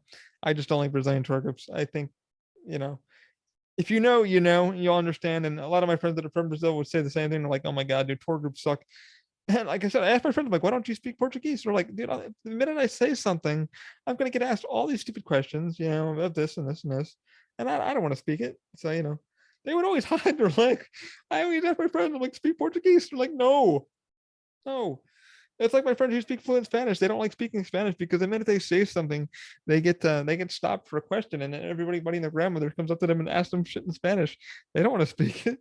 So, right on. I mean, I understand, but yeah, it's like nothing you've ever experienced. But if you want to know what it's feel like, type in Brazilian tour groups in Orlando, and you'll see what I'm saying. It's loud, obnoxious chaos. And they don't follow any directions. Like you're telling the one tour group, you're like, "Hey, I need this party over here," and they're kicking all the sensors and shutting off the ride. I remember one night, man. Oh my god, we had to call security and OPD. Oh my god, one of the ride, the group of like 700 people like ruined the whole night, and they had to shut down the ride, and security had to escort the whole party out. I got the gist of it from wardrobe. I was walking back, and I'm like, "What the hell was that all about?" They're like, apparently one of the girls did something and they were trying to do something sexual. I was like, "Oh my god." Yeah, and they had to shut down the level on the Simpsons ride and all this shit, and the cops were called in, and the girl's like underage from Brazil. Yeah, just stories. Like I said, I could write a book and you guys wouldn't believe me. Wow, look at me go on my tangent about Universal. That's my podcast. I can do what I want. I haven't talked for over a month. What the hell else was I gonna say? But yeah, man, the Disney passes, man. Back to Disney passes. um, it's BS, man. But like, that's the Universal like side of it. Disney's kind of the same way. I've heard some shit over at Disney too. My friends that work over there, and like they said stories about tour groups and stuff. And my stepdad had a funny Brazilian story. The kid he bought a pellet gun and worked at the hotel, and they kept hearing pop, pop, pop, pop, pop, pop, pop. Apparently one of the security guards went up on him and checked on the hotel room. These kids are, like I said, wealthy kids. Like they make me look like a fucking bum. And apparently he shot two of the plasma TVs, shot the wall, shot the ceiling. There were pellets everywhere in the damn wall. And security just went up and just told them to empty out their bags. They took all the money that these kids had. I mean, just packs of money, took all the money, put it in the bag, and just took the money, and then kicked the whole party out, which was like 20 to 23 people, out of the hotel room. I mean, the hotel room was fucking destroyed. There were pellets in the walls, like BB pellets, all on the wall. The TV was shot at. Yeah, just wild shit. But yeah, it's like no other job you'll ever experience. Like I said, working for a theme park, nothing like you'll ever experience. Nothing like you'll experience. I mean, I compare my job maybe to like maybe the DMV, maybe a doc. I don't know, not even a doctor, man. The doctor doesn't come in and like, "Oh my lord." I mean, they do, but shit. I'm trying to adjust on my mic here. But geez Louise, man. It's like a job I'll never experience. And it's wild. But yeah, these Disney annual passes, man. I don't know. People are like, they're not going to renew. I got so many friends going, "I can't afford this. I can't, And then my friend Dana calls me and says, "Hey, man, like, WTF? Like, you know, did you look at the passes today?" I'm like, "Yeah, I can't afford that right now." I mean, I could afford it, but not right now. I can't afford $205 down payment, and then how the hell do I get there each week, and how do I visit? And then COVID's still a thing, so you still need a reservation system and all this shit. And so many people are like, I've got the money, but I know one of my friends is like, "I'm still buying the $800 pass." I went, "You got to be fucking kidding me, man! I can't justify that." Shit, if you can afford that, wow, all that overtime. Is it even worth it to go to Disney that much? Shit, you're paying 800 and something bucks. God damn. And then like somebody was complaining, one of the people on the page were complaining about, all you fucking locals get to go there, and I have to go in and pay like $1,000. It's like, yeah, like we get to go in a little bit cheaper, but still, like we, live in Florida then if you want to go to all these fucking theme parks and shit like that, I know I got friends that go to like, they go to like, sorry, I'm adjusting my legs. Getting cramped up here. Ugh. Ooh. Yow. Let me adjust my butt. Ooh. My legs are like, youch. But I got a lot of friends that are going to Cedar Point and Busch Gardens and Dollywood. Apparently, that's been a big thing this last month. Everybody's been going to Dollywood and, excuse me, sorry. Just everybody's like, what the hell is he doing on camera? I'm moving my body because I've been crunched into a ball for the past hour, possibly. But a lot of my friends have been like doing the Cedar Point thing and Dollywood and stuff like that. Places I could never afford to go. Not because I don't want to. It's just money's the thing. And right now I got credit cards to pay, and I should be really focusing on that, getting myself out of debt. Also, thank you for the person who donated on my mini factory, Big Boss Man, dude. Thank you for the $2. That was not expecting that, so thank you. Apparently it's from Australia, so thank you so much for doing that. I really appreciate that. That's going to go into the podcast actually, so I'm going to donate that into the podcast payment thing, so we can have a little bit of podcast money. So I do appreciate it. Thank you so much. That was very unexpected getting that email in the morning. I was like, wait, what? I owe somebody money? What? It's like, no, somebody gave you $2. I'm like, hey man, $2 is $2. So I want to thank you, Big Boss Man. Thank you so much from the bottom of my heart. That really meant a lot. I will pull it out and put it into good use for the podcast for Up Past Midnight and The Mind Unleashed. So thank you so much. Thank you kindly for that. Very unexpected. So thank you. But yeah, everybody's been like visiting the theme parks and doing that kind of thing. I don't know how I feel about the Disney Annual Pass. I'm gonna wait like another year or so once COVID's kind of finally shits the bed, and it finally, the variants are all fucking gone and we're all safe, and people are finally going, okay, I guess I'll get the vaccine. I'm again, you guys know how I feel about the vaccine. Just honestly, you do you. You do you. I don't even care if I lose listeners from this shit. I really don't care at this point because, I'm not trying to preach what I feel you should do. You're a human being. You're a person. You do you. But yeah, I don't know. I don't know anymore.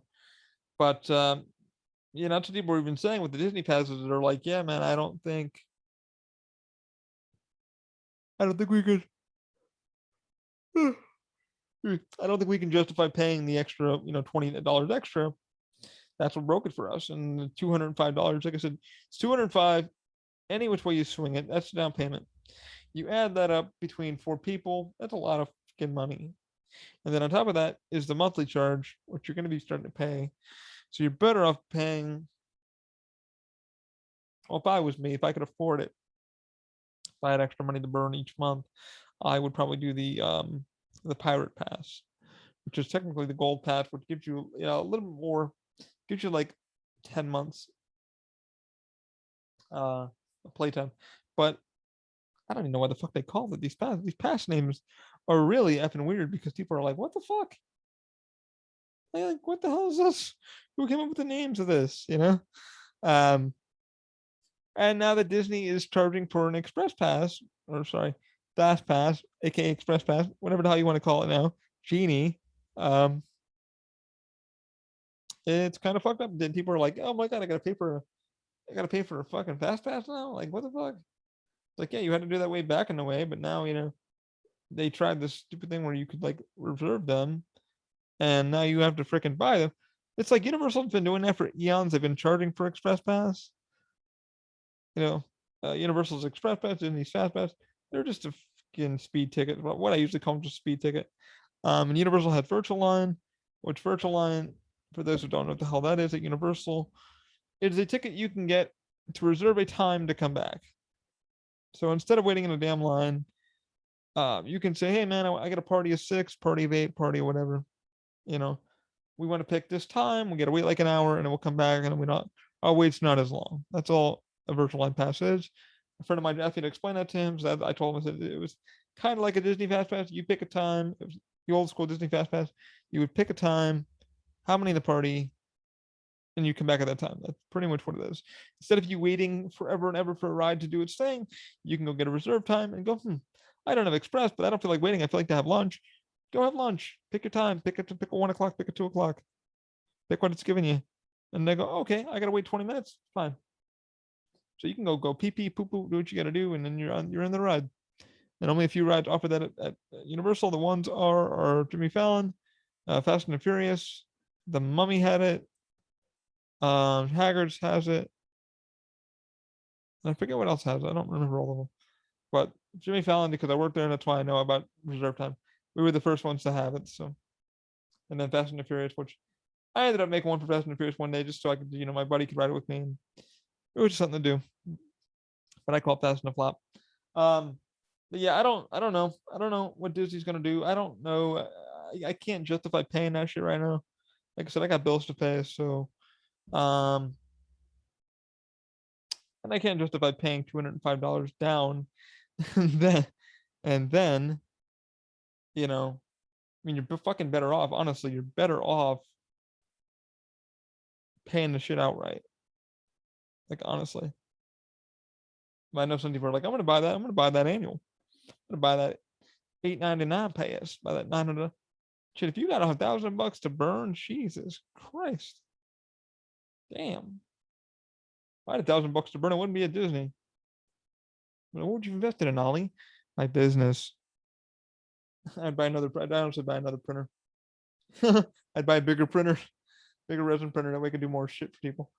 But yeah, I don't know. I don't know what Disney's doing. I don't plan on going back for a while. Once my buddy Dakota or somebody offered me an invite back, I'll go back. But I don't have the money. Number one, number two, COVID's still a thing, and that's just it's kicking everybody's ass, man. People are like, I can't pay that. I don't want to pay that. It's ridiculous. But it's better to wait anyway, because like Tron's not done, Guardians isn't opened up yet. Ratatouille is just opening up soon. Apparently they're doing previews right now for cast members. I'm trying to think of what other rides we're opening with Disney, but not much. I mean, I haven't done mini Mickey. Last time I got to go, we did preview with Dakota for the COVID reopening, and I got to go ride Frozen, which was cool. I got to ride our own boat, which I know Frozen seems stupid, but I've never done it, so it was kind of cool to have our own boat and kind of actually enjoy the whole damn thing without kids screaming. Do a few things. I did the Spanish ride. That was pretty neat. And then I did another ride, and that was pretty neat. Sorry, just getting a text. But yeah, I don't know. We'll see how everything goes, but life will be life. What else is going on?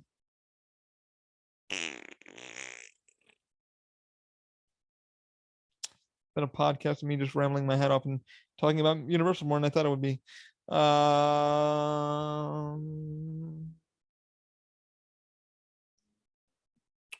Yep, Horror Nights, Cheetah Box, Disney, Universal.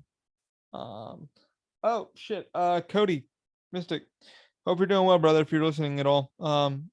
I know I've been talking to you in a couple of days. I'm glad you got your Instagram page up. And your GoFundMe, I think, hit like $500. So I'm glad you can finally start printing again. Hope you're doing well. My phone's on if you want to give me a call or text or whatever. I'll give you a text or a call to see how you're doing. But I hope you're doing well, man. I saw some photos on Facebook. So like I said, hope you're doing well. And good luck with everything. And like I said, my phone's on if you need me. So, but if you're listening in your patrol car or whatever you're doing, or just positive thoughts, brother. Just want to give you positive feedback. I know Louisiana just had a hurricane, so hope you're doing well with that. But yeah, that's the best I can say for that. yeah, guys, I have not much more to say. This is kind of just me venting or talking for the month. I'm sorry I had not much to talk about, but I've been doing some 3D printing. Computer's now upgraded to 32 gigs. Computer stop. 32 is usually defined as being two more than 30.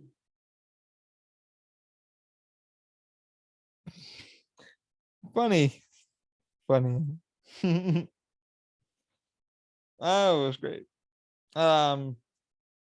If you want to follow Up Past Midnight, please follow us on our Facebook page, Up Past Midnight podcast, or Up Past Midnight on anywhere else. You can leave Dell a comment or myself a comment. We love email. I believe our next podcast is going to be about Marvel and comic books and DC. What the dude on Discord pretty much said, he said, can you guys talk about comic books? Mostly X-Men and Dark Phoenix. So I'm going to look up a little bit of that. X-Men is one of my favorite comics. So I can't wait to tell with Dell and kind of break that down with her. I do have a story thing I want to do with her, but it's been kind of rough lately. You know. But if you want to follow Dell, follow her at Fatal Empress D at Twitch. I'll put a link down below in the description.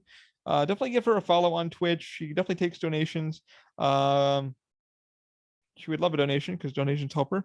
So if you want to be a really cool, awesome person, donate to her personally, or you can go to Up Past Midnight and donate on our page. I'll put a link down below in our podcast description for a Streamlabs donation. Anything we get from there, guys, I will split 50-50 with her. Pretty much the money is going to go towards the podcast hosting and stuff like that.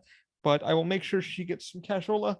Because I'm not that kind of person that's going to fucking just throw somebody under the bus. That's not right. I wish to have her more on the Twitch page, but if you guys want to be awesome and do me a solid, if you could, I'm not begging, I'm not asking, overly asking, but if you, hello,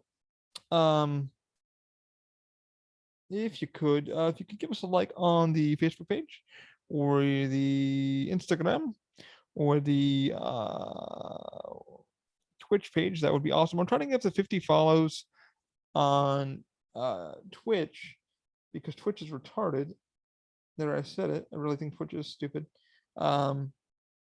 Twitch is kind of dumb because you can't upload anything until you get 50 followers. So I'm trying to get to 50 followers. We got like 2 or 3 now. I haven't been streaming that much then. Dell's got her own page, so I'm leaving that to her, Fatal Empress D. So please check her out. And like I said, if you want to donate to us, I promise money will get to her. I'll make it very transparent. I'm not gonna F you guys over. But if you would like to help out to a cause so we can keep making and doing things and stuff like that, I will leave a thing for you to do so. But yeah, I mean, that's what's been going on pretty much. Like Horror Nights is a thing.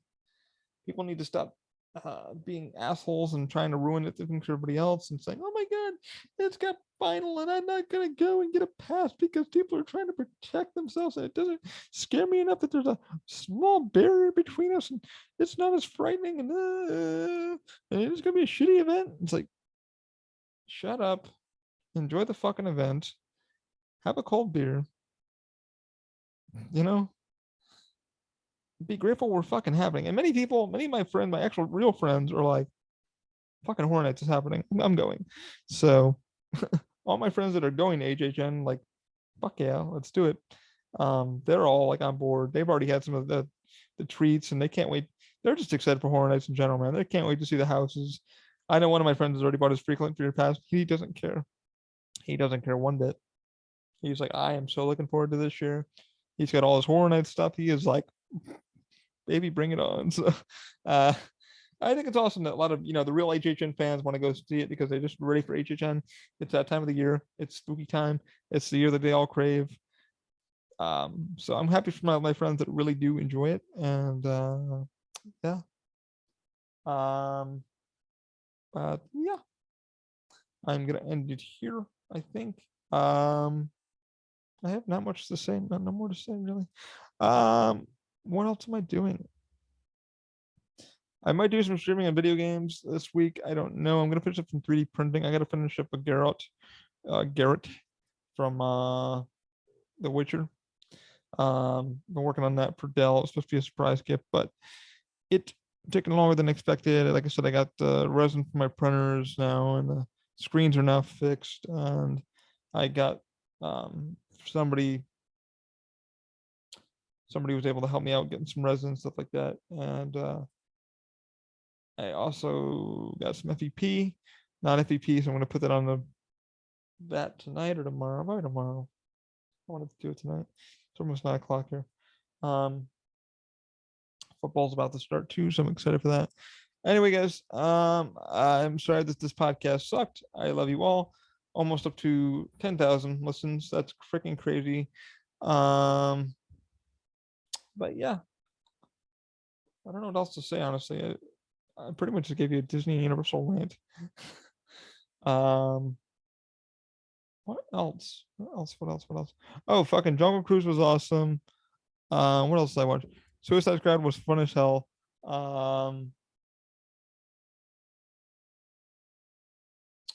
Invincible was good. I watched that the other on Amazon Prime. Yeah, now I'm just rambling. But yeah, there you go. Yeah. All right, my watch is going up like crazy. I guess there's a big chat going on, so I better check out what the hell's going on in their thing. Thank you all for tuning in and being so lovely to me and letting me just kind of talk. And if you want me to bring up a damn topic or whatever, please email me at openmindindustries@gmail.com. Any 3D printing questions, feel free. We have a Discord. You can check me out there at Open Mind Industries. I also want to give a thank you to Shapelads VR for letting me mention them. If you're looking to get into VR sculpting, please check them out. The program's only like $20, and they are offering a beta thing. So if you want to sign up for the beta program and kind of tell them what you're going to be doing with the program, or just kind of like giving them insight on it, please do that. I think they would appreciate that. What else? Nothing else really. Like I said, again, check out Dell at Fatal Empress D on Twitch. Link will be down below in the description, so you guys can click on her. Check out Up Past Midnight podcast or the other podcast. And I guess that's going to be it for this month. I'm sorry, I really had nothing to say. It's been very so hopefully anyway, be safe and keep an open mind. Have a good one. I'll talk to you later.